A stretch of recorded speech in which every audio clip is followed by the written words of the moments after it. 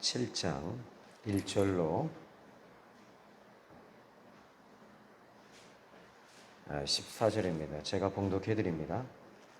이 일 후에 내가 내 천사가 땅 네 모퉁이에 선 것을 보니 땅의 사방의 바람을 붙잡아 바람으로 하여금 땅에나 바다에나 각종 나무에 불지 못하게 하더라. 또 봄에 다른 천사가 살아계신 하나님의 인을 가지고 해돋는 데로부터 올라와서 땅과 바다를 해롭게 할 권세를 받은 네 천사를 향하여 큰 소리로 외치리되 우리가 우리 하나님의 종들의 이마에 인치기까지 땅이나 바다나 나무들을 해하지 말라 하더라.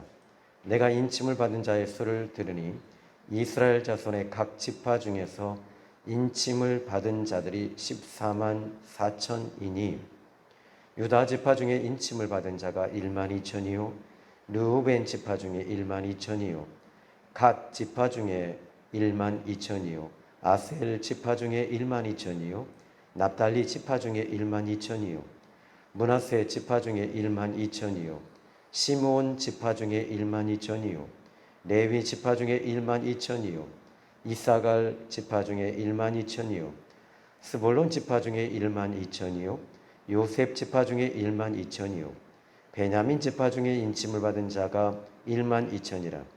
이 일 후에 내가 보니 각 나라와 족속과 백성과 방언에서 아무도 능히 셀 수 없는 큰 무리가 나와 흰옷을 입고 손에 종려가지를 들고 보좌 앞과 어린 양 앞에 서서 큰 소리로 외치리되 구원하심이 보좌에 앉으신 우리 하나님과 어린 양에게 있도다 하니 모든 천사가 보좌와 장로들과 네 생물의 주위에 서 있다가 보좌 앞에 엎드려 얼굴을 대고 하나님께 경배하여 이르되 아멘과 찬송과 영광과 지혜와 감사와 존귀와 권능과 심이 우리 하나님께 세세토록 있을지어다 아멘하더라.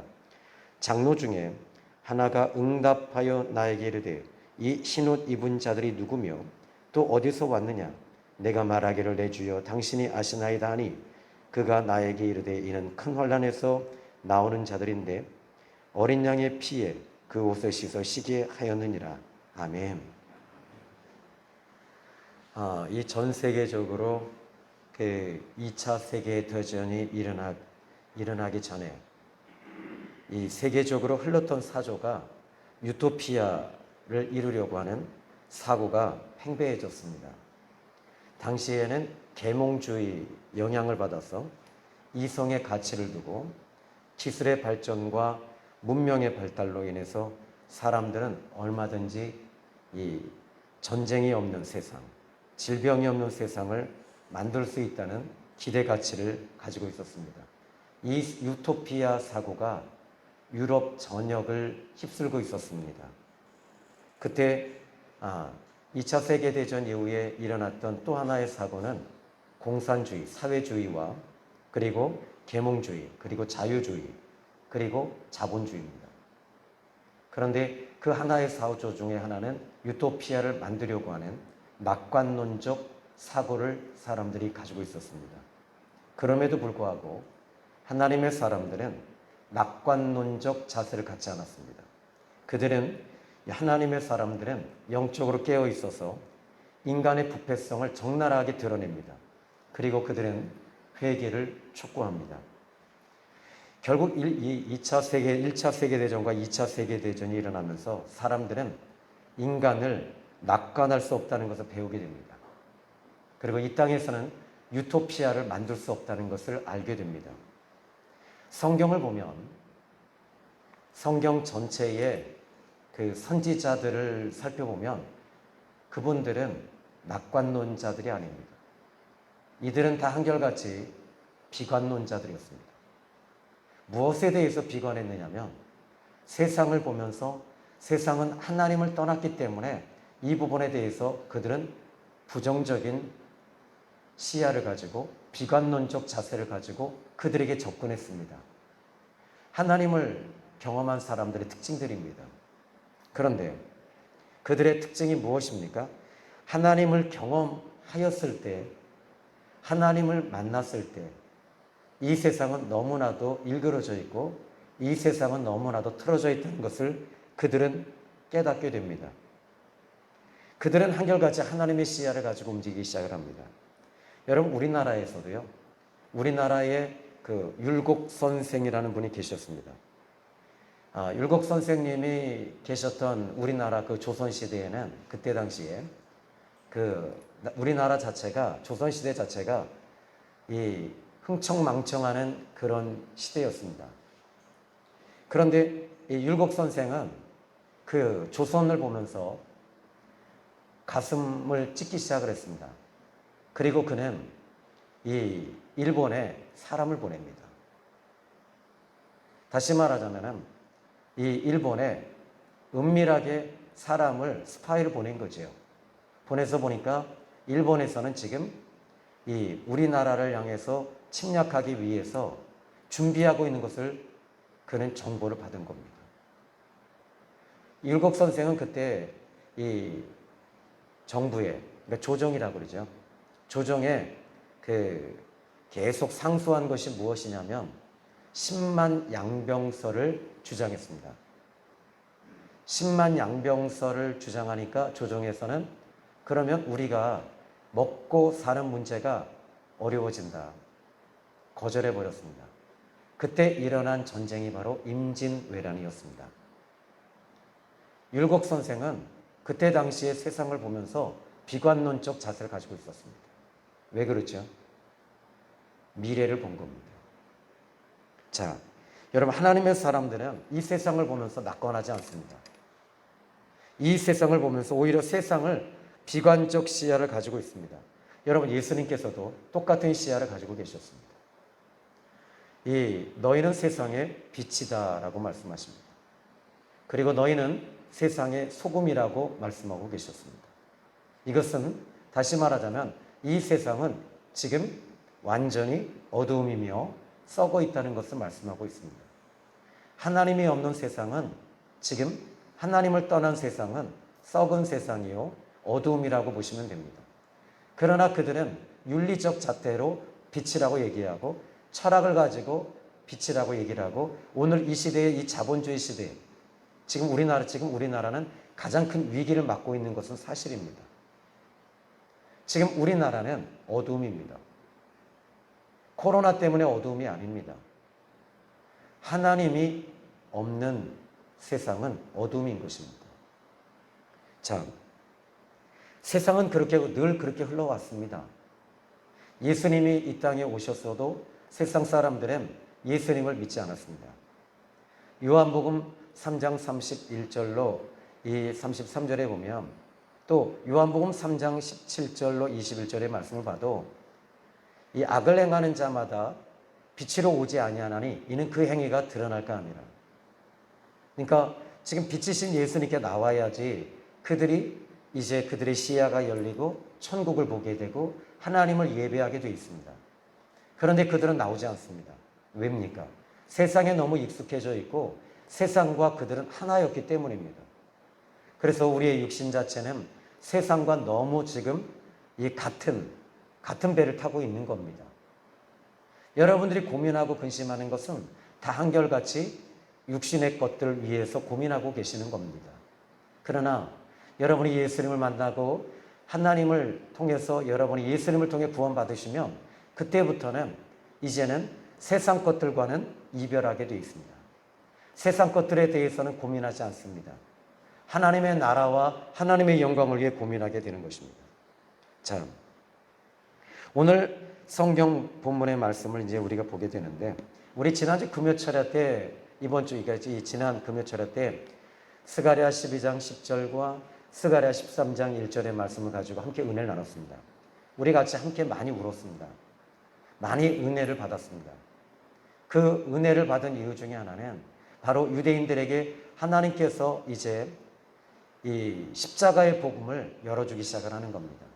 그래서 은혜와 간구하는 심령을 부어주시리니, 열어주신다고 그랬습니다. 유대인들에게는 지금 아직 열려져 있지 않았습니다.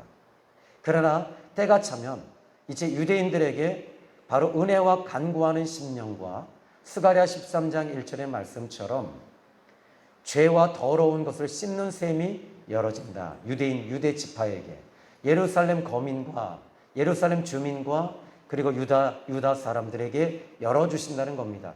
그게 언제냐라고 했을 때 지금 이 시점이 아닌가 이런 생각이 듭니다. 지금 유대인들은요, 지금 유대인들에게는 놀라운 일들이 지금 계속 벌어지고 있습니다. 이스라엘에. 그것은 흩어져 있는 이스라엘 사람들이 복음을 받아들이고 좀 들어가고 있다는 거죠. 그러나 아직은 아닙니다. 자, 그러면 오늘 성경 본문의 말씀을 보면 스가랴 12장 10절과 그리고 이 스가랴 13장 1절의 말씀과 이 요한계시록 7장의 말씀은 지금 맞물려 있습니다. 그러니까 같은 내용이라고 보시면 돼요.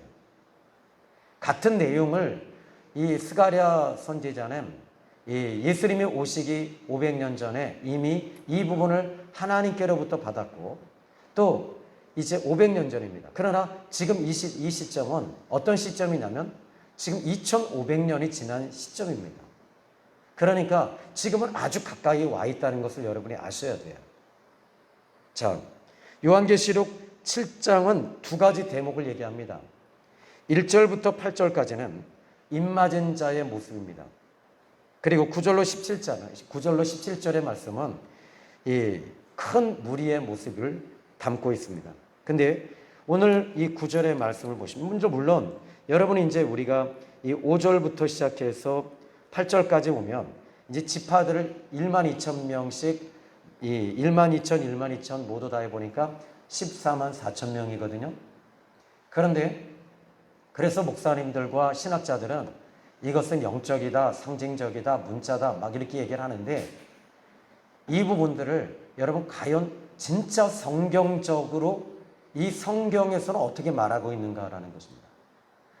이 신학자들은 이 부분에 대해서 추측을 합니다. 여러분 성경은요 추측해서 될 성경이 아닙니다. 성경에 답이 있어요. 그러면 저는 이 성경 그대로를 저는 믿습니다. 그러면 여기에 지금 이 지파들 가운데 여러분 여기 말씀을 보시면 그 아셀, 루벤, 갓 지파 다 있는데 없는 지파가 하나 있죠? 단 지파가 없습니다.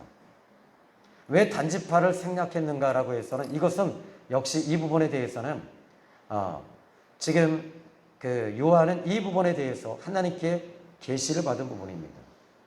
앞으로 있을 일에 대해서 계시를 받았기 때문에 이것에 대해서는 성경은 노코멘트하고 있습니다.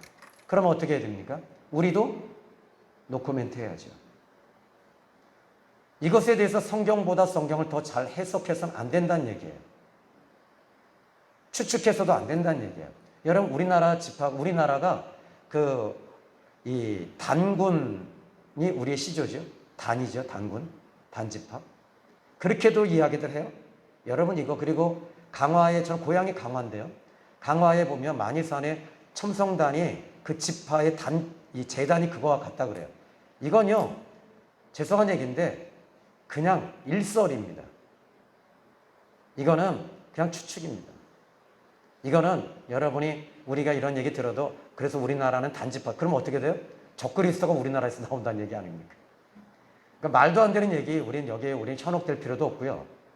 이것에 대해서 우리는 이거를 담아둘 필요도 없습니다. 뭐 단지파가 우리나라다 뭐 이런 얘기할 것도 없고요. 왜 단지파가 그럼 적그리스도냐라고 했을 때 이 단지파에서 적그리스도가 나온다는 거예요.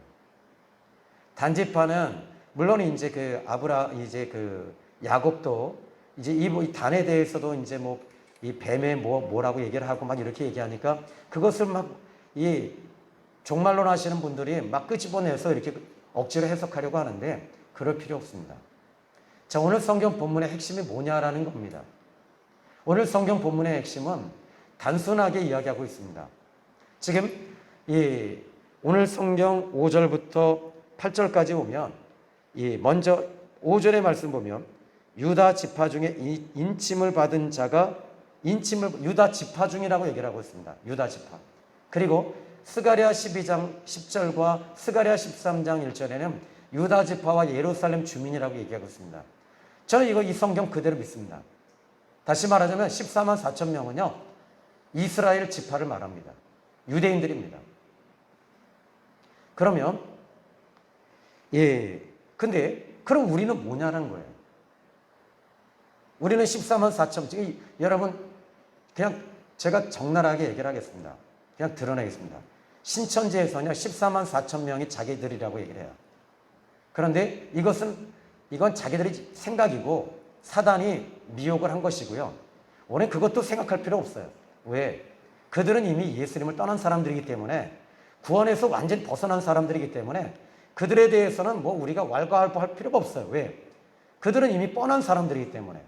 그러나 여기에 이제 이 말씀 보시면, 여러분 이스라엘 지파 중에 하나님께서 분명히 14만 4천 명을 하나님께서 인치시는 사건이 있는데, 그것이 뭐냐면 이스라엘의 대부흥이 일어날 거예요.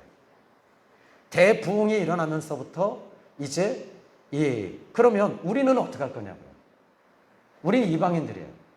우리들은 어떻게 될까라고 했을 때, 그럼 우리는 14만 4천 명에 우리는 구원받지 않은 사람이냐? 아니요. 이렇게 해석하면 안 되고요. 바로 9절의 답을 이야기하고 있어요. 바로 저와 여러분에 대해서 이 9절은 이렇게 이야기합니다.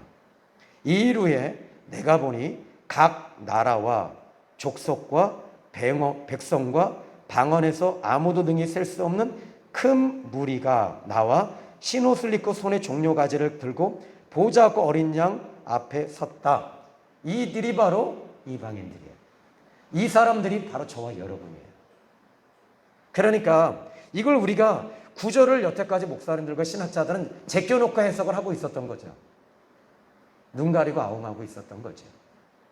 바로 오늘 그러면 여기에 이 구절에 각 나라 족속 백성 방언에서 아무도 능히 셀 수 없는 큰 무리, 이 사람들은 그러면 어떤 사람이에요? 이 사람들도 인침받은 사람이에요. 그러면 여러분 이제 막 헷갈리죠. 분명히 14만 4천 명과는 그들은 14만 4천 명은 하나님께서 이 이스라엘에게 복음이 이제 마지막에 들어가서 그 14만 4천의 인침을 주신 거고, 오늘 이방인들인 우리들에게는 이미 2000년 전에, 다시 말하자면 사도 바울이 복음을 1차 전도여행, 2차, 3차 전도여행을 하고, 또 사도행전 19장에 이 19장 6절의 성경을 보면요, 바로 이 바울이 복음을 전하고 말씀을 전할 때 성령이 그들에게 내려오면서 이 에베소 지역 이방인들에게도 이미 성령의 인침이 그때 있었던 거예요. 여러분에게도 지금 성령의 인침이 있는 분들이에요. 아멘. 그러니까 이렇게 구분해서 보셔야 돼요. 그러니까 여기서 계시록 7장 1절로 8절에서 14만 4천 명과 우리는 그 속엔 아니에요. 그러나 성령의 인침은 같아요. 이스라엘에 대해서 하나님께서는 마지막에 그들을 그렇게 인치시고 계시는 거예요. 그러니까 이스라엘은 여러분 어쩔 수 없어요. 그들은 선민이에요. 이건 우리가 인정해야 돼요. 그러나 그들이 특별한 사람이기 때문이다가 아니라, 이제는 중요한 게 있습니다. 이스라엘 유다 민족 지파들도 특별하지만 우리도 특별합니다. 왜 특별한 줄 아십니까? 영접하는 자, 곧 그 이름을 믿는 자는 하나님의 자녀가 되는 권세가 주어졌기 때문입니다. 오늘 우리는 이 이스라엘 유대인들도 하나님의 아들들이고 우리도 하나님의 아들들이에요. 그러니까 이들과 우리는 되게 부러워하는 거예요. 부러워할 필요 없어요. 왜? 우리는 똑같은 하나님의 자녀니까. 하나님께서 너는 유다 지파 중에 무슨 지파냐라고 했을 때 저는 한양 조씨 5대 지파 중에 5대 문파 가운데 무슨 항공 무슨 파? 뭐 이런 게 필요 없다는 거죠. 또 우리 신기호 장로님 같은 경우에는 뭐 신석주 뭐 이렇게 몇 대 손님 이게 없어요. 우리는 예수 믿고 구원받은 것. 그래서 우리는 바로 우리의 족보가 있다면 예수 그리스도가 우리의 족보가 되는 거예요. 하나님이 우리의 아버지가 되시니까 아버지가 우리의 족보에 들어가는 거예요. 이것이 바로 누가복음의 얘기를 해요. 누가복음의 족보가 있다면 바로 누가복음의 족보가 마태복음의 족보가 있는데, 누가복음의 족보는 거꾸로 치고 올라가잖아요. 예수님께로부터 시작을 해서 누가복음은 거꾸로 치고 올라가는데 마리아의 족보라고 그랬어요. 기억나시죠? 마리아의 족보에서 그 이상은 누구요? 그 이상은 누구요? 그 이상은 마지막에 하나님이시라. 그러니까 우리는 하나님의 자녀라는 사실을 믿으시기 바랍니다. 아멘. 자, 그런데 오늘 이제 이 성경에서 보면서 오늘 저와 여러분들은 분명히 말세를 살아가고 있는 성도들이 맞습니다. 자, 그러면 이 말세를 살아가는 저와 여러분들은 이 큰 무리들이 그러면 이 무리들은 이방인들이에요. 그러면 근데 이 성경에 보니까 재미있는 게 뭔지 아십니까? 13절에 보니까 장로 중 하나가 응답하여 나에게 이르되 이 흰옷 입은 자들이 누구며 어디서 왔느냐? 이 흰옷 입은 자들이 누구죠? 여기 아까 9절에 큰 무리가 나와 흰옷을 입고 그랬으니까요. 9절을 말씀하고 있는 거예요. 장로 중 하나가 묻습니다. 지금 그 사도 요한에게 묻는 거예요. 이 흰옷 입은 자들이 누구냐? 어디서 왔냐? 지금 왜냐하면 이 부분에 대해서 14만 4천 명이다. 이스라엘 지파다라고 얘기를 안 하고 있어요. 왜냐하면 여기 14절에 보니까 내가 말하기를 내 주여 당신이 아십니다. 아니 그가 나에게 이르되 이는 큰 환난에서 나오는 자들인데 어린 양과 피에 그 옷을 씻어 쉬게 하였느니라. 자, 14만 4천 명은 지금 큰 환난에서 나오는 자들이 아니에요. 왜냐하면 물론 14만 4천 명도 큰 환난을 당할 겁니다. 그런데 여기서 이 이방인들은 큰 환난에서 지금 나오고 있어요. 근데 왜 이 부분이 그럼 이 큰 환난이 어떤 환난이냐라는 거예요. 성경을 보시면 이 편집 가운데서 이 편집 비평자들이 있습니다. 근데 이 요한계시록 13장과 14장과 이 계시록 7장은 연결되어져 있는 고리라고 보시면 돼요. 자, 그러면 13장을 열어 보실래요? 자, 13장을 좀 열어 보시면 자, 먼저 이 15절 말씀을 보면요. 먼저 14절고 15절로 보시죠. 짐승 앞에서 받은 바 이적을 행함으로 땅에 거하는 자들은 미혹하며 땅에 거하는 자들에게 이르기를 칼에 상하였다가 살아난 짐승을 위하여 우상을 만들라. 여러분 이 짐승은요. 예수님을 그대로 흉내내고 있습니다. 예수님은 죽은 지 사흘 만에 부활하셨잖아요. 아멘. 지금도 살아계셔요. 근데 이 짐승은 어떻게 되냐면 칼에 상하였다가 살아난 짐승. 그러니까 자기도 분명히 여기서 누군가에 의해서 죽임을 당했어요. 근데 상했다고 그래요. 그러나 여기 살아난 짐승을 위하여, 그러니까 예수님의 부활을 이 거짓 그리스도, 적그리스도도 흉내를 내고 있습니다. 근데 더 제가 여러 번 말씀을 드렸는데요. 여기 12절에 보니까 그가 먼저 나온 짐승의 모든 권세를 그 앞에 행하고 땅과 땅에 사는 자들을 처음 짐승에 경배하게 하니 곧 죽게 되었던 상처가 나은 자니라. 근데요, 여러분 여기서요, 이 성경을 정확하게 볼 필요가 있는 게 뭐냐면 이 적그리스도는, 이 짐승은 지금 죽었다 살아난 게 아니에요. 왜냐하면 여기 죽게 되었던 상처가 나았다 그랬지 죽었다가 부활했다라고 얘기하고 있지 않아요. 그러니까 이 성경을 정확하게 볼 필요가 있습니다. 그러면 이 또 한 가지는요. 여기 그 13장의 이 말씀을 보면요. 여기 이 3절에도 그의 머리 하나가 상하여 죽게 된 것 같더니 죽게 되었던 상처가 나음에, 그러니까 요거 하나 지금 이게 죽지 않았다라고 하는 것에 대해서 성경은 이야기하고 있다는 거죠. 그러니까 예수님의 부활을 계속 흉내를 내고 있습니다. 그러면서 근데 여러분 이 아까 제가 13장과 14장은 계시록 7장의 인침 사건과 연결되어져 있다고 말씀을 드렸어요. 기억나시죠? 그러면 여러분 계시록 7장 1절로 8절에는 무슨 사건이죠? 바로 인침 사건이잖아요. 구원의 사건이 유대 지파와 이스라엘 지파 사람들에게 일어났어요. 그런데 이 구원의 인침이 바로 14만 4천을 하나님께서 성령으로 인치기 시작을 했습니다. 그들이 예수님께 인침받고 하나님의 자녀가 됐습니다. 그런데 이것에 대한 이 인침의 사건이 계시록 14장 1절에 보면 내가 보니 보라 어린 양이 시온산에 섰고 그와 함께 14만 4천이 섰는데 그들의 이마에는 어린 양의 이름과 그 아버지의 이름을 쓴 것이 있더라. 그러니까 이마에 하나님 아버지와 어린 양의 이름이 인침이 있다는 거예요. 그러니까 구원받은 거죠. 근데 이 사건과 이 사단은 계속 흉내를 내는 거예요. 뭘 흉내내죠? 무엇을 흉내내죠? 바로 이 인침의 사건을 이 사단은, 적그리스도는 어떻게 흉내내냐면 바로 계시록 13장 16절로 17절. 그가 모든 자 곧 작은 자나 큰 자나 부자나 가난한 자나 자유인에게 종들에게 그 오른손에나 이마에 표를 받게 하고, 그러니까 흉내 또 내고 있는 거예요. 즉 이 부분을 보면 하나님께서는 영적인 사람, 하나님의 자녀들 불러 모아주세요. 그런데 이 사단도 자기의 사람들을 불러 모으고 있는 거예요. 똑같이 흉내냅니다. 여러분들은 지금 깨어 있어야 할 시대입니다. 깨어 있으셔야 됩니다. 분별하셔야 됩니다. 까딱 잘못하면 넘어갑니다. 무너집니다. 근데 오늘 저는 이 말세에 사는 저와 여러분들이 기억해야 할 부분들은 이것입니다.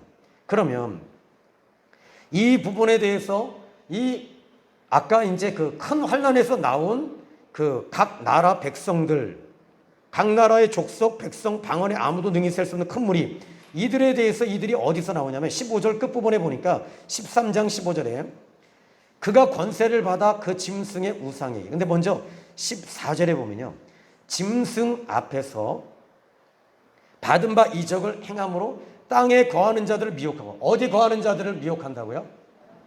여러분들이 아직도 땅에 거하는 것들 때문에 고민하세요?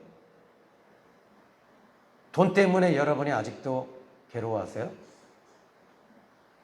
세상 것들 때문에 아직도 여러분 괴로워하십니까? 그럼 여러분 미안합니다.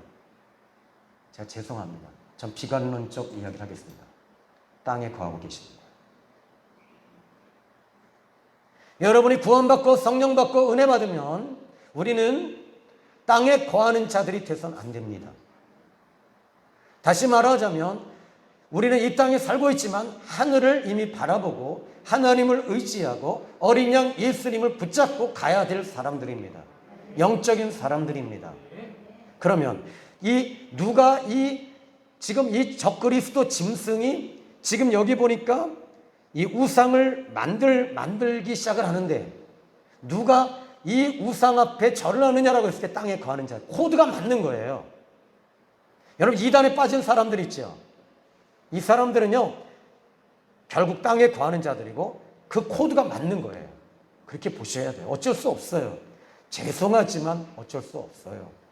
그럼에도 불구하고 우리 하나님은요 땅에 거하는 자들에게 계속 하나님은 손짓을 주셔요. 하나님께서는 그들이 지옥에 들어갈 것에 대해서 계속 마음 아파하시면서 어린 양 예수님의 피를 통해서 죄사함을 주시기 원하시며 그들이 돌이키기를 원하시며 어서 돌아오, 어서 돌아와라. 지은 죄가 아무리 크더라도 돌아와라. 네가 아무리 그쪽에 있을지라도 돌아와야 된다. 돌아와야지 네가 산다. 네가 돌아와야지 네가 내 나라에 들어온다. 내가 너의 아버지가 될 수 있단다. 우리 주님은 계속 이 미혹받던 사람들에게 미혹받지 말라고 말씀하시면서 땅에 거하지 마라, 땅에 거하지 마라, 주님 말씀하시는 줄로 믿으시기 바랍니다. 근데 15절에 보십시오. 그가 권세를 받아 그 짐승의 우상에게 생기를 주어 그 짐승의 우상으로 말하게 하고, 우상이 말을 하니까요 난리 난 거잖아요. 이거 과학적으로 증명되지 않잖아요. 초이적적인 초자연적 역사가 일어나잖아요. 사람들은 여기서 무릎을 꿇는 거예요. 우리는 초자연적 역사 앞에서 여러분들이 인정하시면 안 돼요. 오직 예수님, 그 안에 예수가 있는지, 예수 생명이 있는지, 복음이 있는지, 하나님의 성령이 역사하시는지, 여러분 생명이 있는지, 진리인지, 이걸 정확하게 보시기를 주님의 이름으로 축원합니다. 자, 또 짐승의 우상에게 경배하지 아니하는 자는 몇이든지 다 죽이게 하더라. 그리고 이때 큰 환난에서 예수님을 믿는 구원받은 하나님의 사람들은 큰 환난에서 그때 나오는 거예요. 다 죽임을 당하는 거예요. 아멘. 저는 그 순교의 면류관을 정말 쓰고 싶어요. 근데 이 터툴리안이라고 하시는 순교자는 이런 얘기를 하더라고요. 순교에 순교하시는 분들의 특징이 있대요. 나보다 주님을 더 사랑하는 사람. 두 번째, 매일 순교를 훈련하는 사람. 세 번째, 나를 죽이는 사람을 용서해야 된다. 이게 됐을 때 진정한 순교자가 된답니다.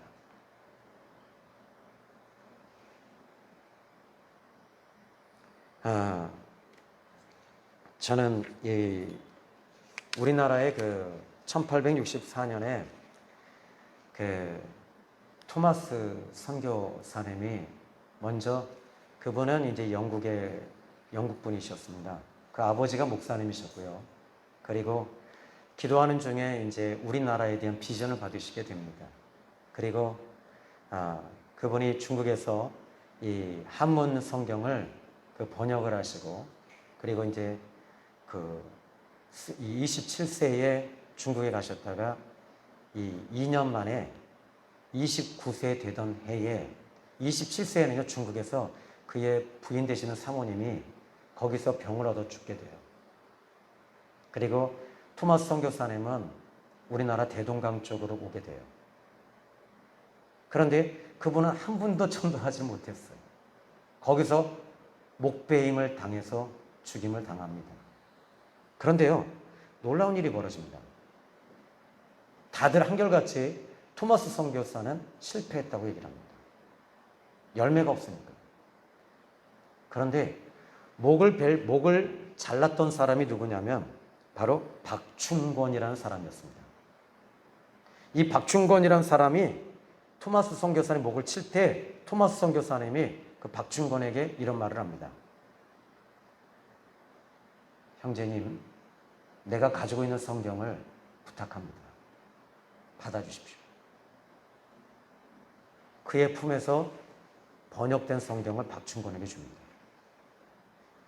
그런데 이 박충권은 토마스 선교사의 목을 치고, 그리고 집에 돌아가서 성경을 받았는데, 이 성경을 읽기 시작을 했는데요, 읽으면서 그가 병이 와버렸어요. 토마스 선교사가 순교하는 그 목치는 그것이 계속 떠오른 거예요. 그리고 나서 그는 미쳐가지고 결국에는 사람들이 말합니다. 너 교회 가면 난 교회 가야지 산다. 예수 믿어야 된다. 그래서 이 사람이 바로 우리나라의 결국에는 장로님이 되셨어요. 그리고 그 옆에 구경하던 한 소년이 있었습니다. 최치량이라고 하는 소년이었는데, 이 최치량이라고 하는 이 소년은 이제 아까 박충권이라는 사람이 성경을 받았는데 그거를 최치량에게 또 줬어요. 이걸 집에 가져가서 어떻게 하냐면, 보니까 바람이 막 부니까 문지방 문에다가 성경을 찢어서 그걸 갖다 다 붙인 거예요. 그 사람 집이 바로 널다리입니다. 지역이. 거기서 이 사람이 맨날 일어나서 보니까 주 예수 믿으라 그래 너네 집이 구원을 받으리라. 이 성경을 매일 보니까 어느 날 성경이 자기 마음속에 들어오는 거예요.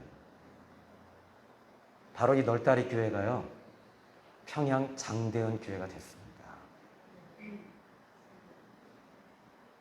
그리고 이 박영식이라는 사람도 결국에는 그런데 보니까 평양의 대부흥의 역사, 이 성령의 인침의 사건이 토마스 선교사님 한 분을 통해서 한 분의 미랄이 대한민국을 완전히 뒤바꿔놓은 것이죠. 많은 사람들은 얘기합니다. 그분은 실패했다고. 토마스는. 아닙니다. 오늘 그 부흥의 역사가 바로 이 자리에도 일어나고 있습니다. 여러분들은 성령의 인침 받은 하나님의 사람들임을 믿으시기 바랍니다. 여러분, 그러면 우리가 어떻게 살아야 될까요? 어떻게 살아야 되죠? 예수 잘 믿어야죠. 예수님 모시고 살아야죠. 성령의 은혜가 계속 머물러야죠. 아멘. 여러분, 기도에 목숨 좀 걸어보세요. 자, 근데 성경에서는 그럼 어떻게 되냐? 먼저 여기 보니까 이 9절에 보면요, 큰 무리가 나와 신옷을 입고 그랬어요. 신옷을 입어라.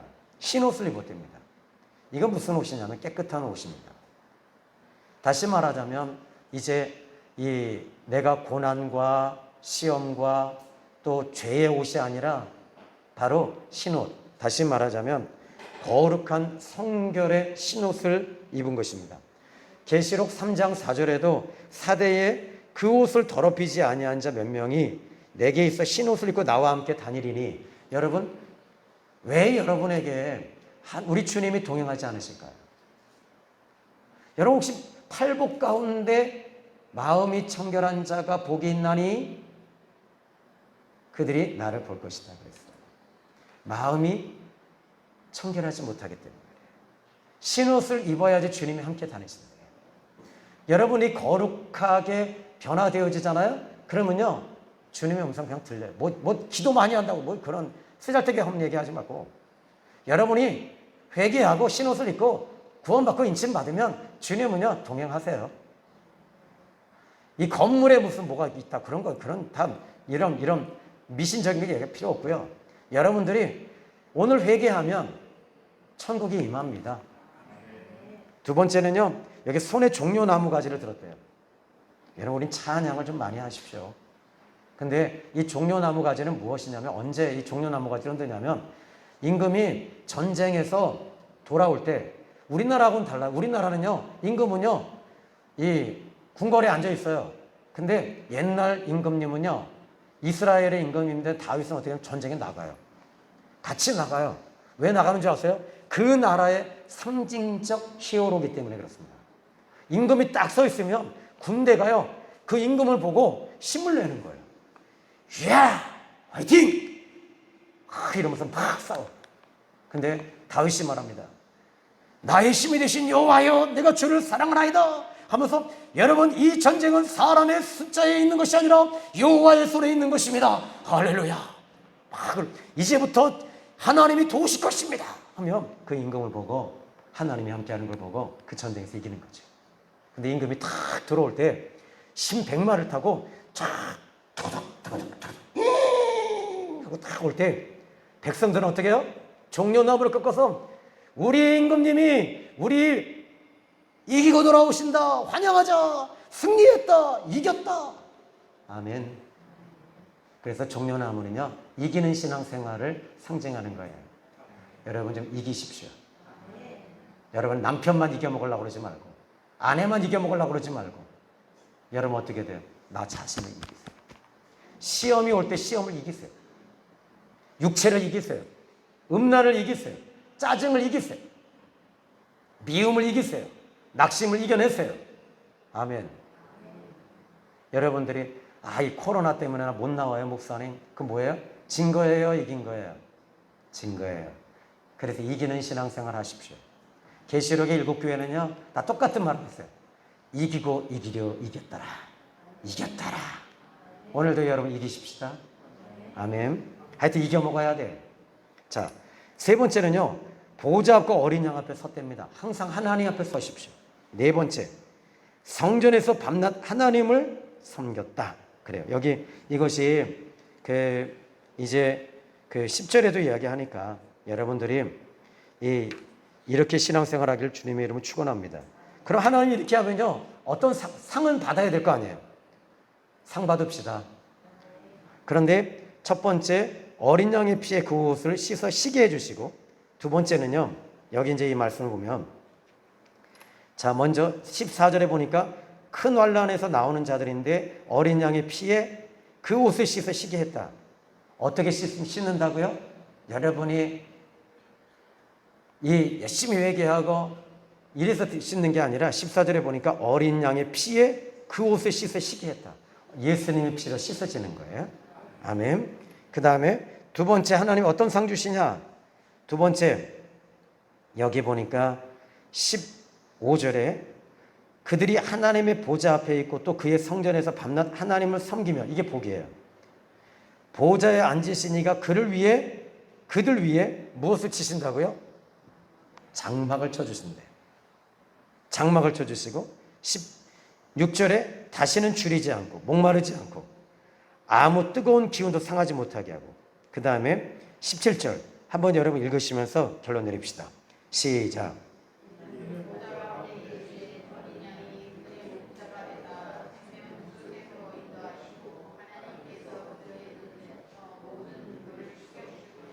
아멘. 이 땅에서 여러분 많이 힘들 때마다 주님 앞에 나와서 좀 우세요. 주님께서 그 눈물을 씻어주시리라 믿습니다. 기도합니다. 하나님 감사합니다. 오늘 귀한 말씀 통해서 깨닫게 하시고 내주신 하나님께 영광 돌립니다. 예수님의 이름으로 기도했습니다.